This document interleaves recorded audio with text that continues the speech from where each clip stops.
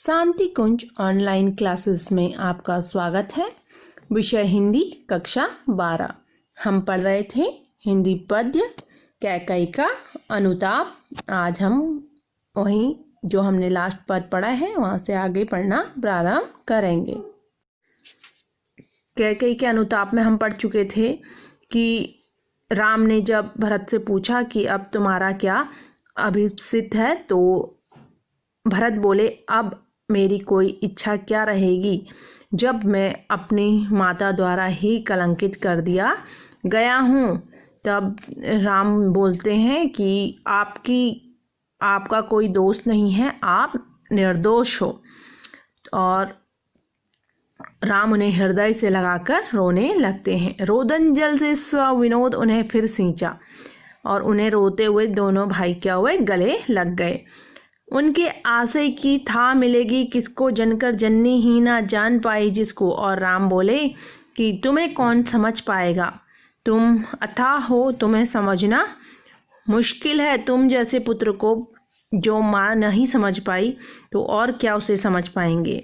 यह सच है तो अब लौट चलो तुम घर को। चौंक सब सुनकर अटल के कई स्वर को सबने रानी की ओर अचानक देखा। देखिए क्या था, उनने कहा कि अगर तुम्हें तुम्हारी माता ही नहीं समझ पाई तो और तुम्हें निर्दोष कैसे समझेंगे। राम भरत को समझा रहे थे। तो इसी बीच जो है कैकई बोली कि अगर तुम ये मानते हो राम कि भरत निर्दोष हैं तो अब तुम घर को लौट चलो। सबने रानी की ओर अचानक देखा। तब सब लोगों ने रानी की ओर देखा। वैधव्य तुषारावृता यथा विधु लेखा बैठी थी अचल तथापित असंख्य तरंगा। कहते हैं कि वैधव्य तुषाराव्रत जैसे बर्फ से सफ़ेद, बर्फ के समान सफ़ेद, जैसे तुषार पड़ने पर यानी कि जो जाड़ों में जो हिमकण जम जाते हैं पौधों के ऊपर, उसे कहते हैं तुषार। तो उसी तुषार के समान उनका वैधव्य ओढ़े हुए वहाँ एक विधवा बैठी हुई थी और जिनके हृदय में असंख्य तरंग उठ रही थी। अचल थी लेकिन हृदय में समुद्र के समान वो अचल थी, लेकिन इनके हृदय में असंख्य तरंगे जैसे मानो उठ रही थी। वैसी अब थी आहा गौमुखी गंगा, जो शेरनी के समान थी आज वो कैसे है, गंगा के समान पवित्र हैं, गंगा के समान निर्मल हृदय वाली हैं। हाँ जनकर भी मैंने ना भरत को जाना, सब सुन लें तुमने स्वयं अभी यह माना। कैकई कहती हाँ जनकर मैंने भरत को नहीं समझ पाई, ये तुमने मान लिया है सब लोगों के सामने। यह सच है तो फिर लौट कर चलो घर भैया। और अगर भरत बोले अगर यह सब सच है तो तुम हमारे साथ भाई घर को लौट चलो। अपराधीन मैं हूँ तात तुम्हारी मैया। और माँ कैकई बोली कि मैं तुम्हारी अपराधीन हूँ और मैंने अपराध किया है, इसमें भरत का कोई दोष नहीं है। माँ कैकई जो है वो भरत को निर्दोष साबित करने की कोशिश कर रही हैं। दुर्बलता का ही चिन्ह विशेष शपथ है, पर अबला जन के लिए कौन सा पथ है। और क्या है, माँ कैकई राम की शपथ लेते हुए कहती हैं कि भरत क्या है, निर्दोष हैं। और वो राम को कहती हैं कि हमारे पास यानी कि जो अबला होती हैं, जो स्त्री हैं, उसके पास शपथ लेने के अलावा और अपने आप को सच साबित करने का और कोई तरीका नहीं है। इसलिए मैंने ये पथ चुना और मैं आपकी शपथ लेके, अगर मैंने कभी आपको अपना पुत्र माना हो तो मैं सच्चे हृदय से शपथ लेके कहती हूँ कि भरत क्या है, निर्दोष है। यदि मैं उकसाई गई भरत के से हूँ तो पति के समान स्वयं पुत्र भी खोऊं।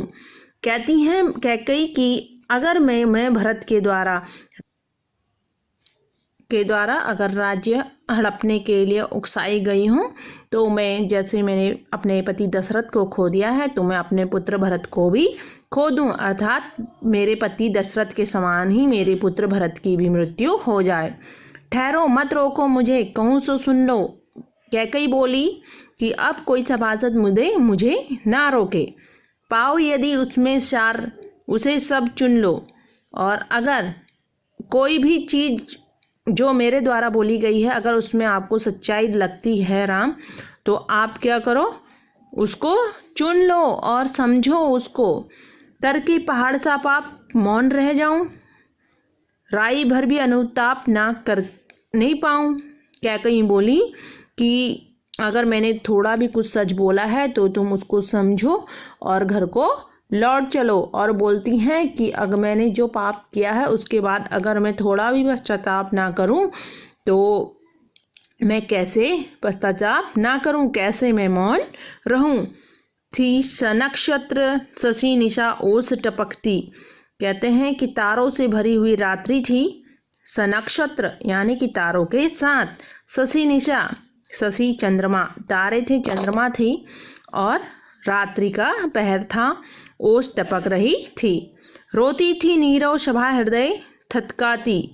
और ऐसा लगता है कि ऐसा था कि पूरी जो सभा थी वो हृदय को कहते हैं हृदय से रो रही थी। उल्का सी रानी दिशा दीप्ति करती थी, लेकिन जो रानी की बातें थी वो सबको क्या कर रही थी, दिशा दे रही थी। मानो कि इस अंधियारी रात में वो प्रकाश मानो फैला रही थी। सब में उम्मीद की किरण भर रही थी कि राम वापस लौट चलेंगे। सब में भय विस्मय और खेद भरती थी। कभी सभी सभासदों के हृदय में, सभी प्रियजनों के हृदय में क्या होता था, रानी की बातों से क्या होता था, कभी भय विस्मय तो कभी पश्चाताप भर आता था। क्या कर सकती थी मरी मंथरा दासी। कहती हैं कि कैकई कि मैं क्या कर सकती थी कि मैं मंथरा दासी की बातों में मंथरा दासी की बातों के वश में हो गई। मेरा ही मन रह सका ना निज विश्वासी, क्योंकि जो मेरा मन है वो ही मेरे साथ विश्वासघात कर गया। मैं अपने मन के विश्वास में नहीं रह सकी, अपने मन की बातों में नहीं आई और मंथरा की बातों में आकर मैंने ऐसा काम किया। जल पंजरगत अब अरे अधीर अभागे, वे ज्वलित भाव थे स्वयं तुझी में जागे। और अपने हृदय को कोसते हुए कहती हैं, जल पंजरगत अब अरे अधीर अभागे। कहती हैं कि अब दिखा कि तू पश्चाताप में जल रहा है, हे अभागे मेरे हृदय। तू आप सब सभासदों को, सब लोगों को, श्री राम को और सभी प्रियजनों को ये दिखा कि तू पश्चाताप की आग में जल रहा है। वे ज्वलित भाव स्वयं तुझी में जागे, क्योंकि वो जो भाव थे श्री राम को वन में भेजने के वो स्वयं तुझी में जागे थे, हृदय में ही जागे थे। पर था केवल क्या ज्वलित भाव ही मन में, क्या शेष बचा था कुछ ना और इस जन्म में। कैकेयी आगे कहती हैं कि क्या बस एक वही भावना थी कि मैं राम को वन को भेज दूं, इसके अलावा मेरे हृदय में और कोई भावना ना थी।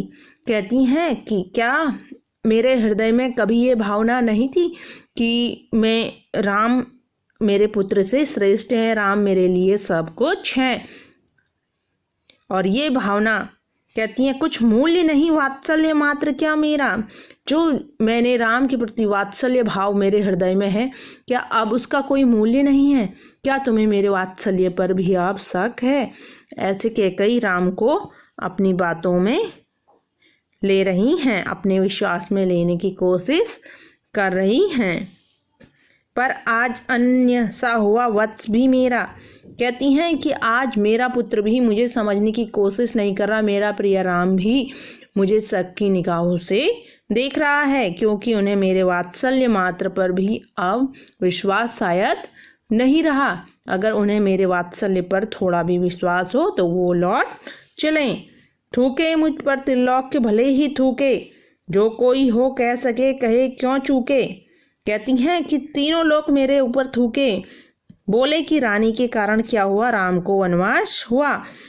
लेकिन रानी को सब क्या गिरी हुई नजरों से देखे, रानी को अपमानित करें, जिसको जो कहना है वो कह ले, क्यों कोई कमी रखेगा। छीने ना मात्र पद किंतु भरत का मुझसे। लेकिन सभी लोग ये बात ध्यान रखें कि कोई भरत से को मुझसे नहीं छीन सकता है। हे राम दुहाई करूं और क्या तुझसे। कैकेयी बोली और क्या दुहाई मैं तुमसे करूं और क्या पश्चाताप मैं करूं, मेरा पुत्र ही मेरा नहीं रहा तो और कौन मेरा होगा, कौन मुझे समझेगा। कि मैंने ये मंथरा के बातों में आकर ये सब किया, मेरा हृदय तब भी राम को अपना पुत्र मानता था। आपको क्या करना है बच्चों, जो हमने आपको पद्यांश पढ़ाया है इसकी व्याख्या अपने पाठ अभ्यास पुस्तिका में लिखनी है।